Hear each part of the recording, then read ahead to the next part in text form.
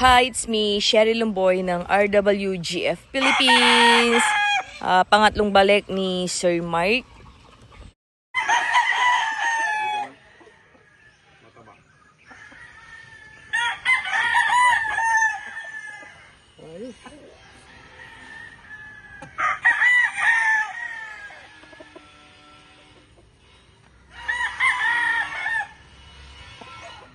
Ayan.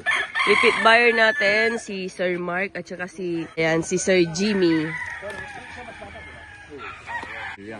Taga Nagilian. Ayan, repeat buyer. Yung mga unang nakuha nila sa amin, day old.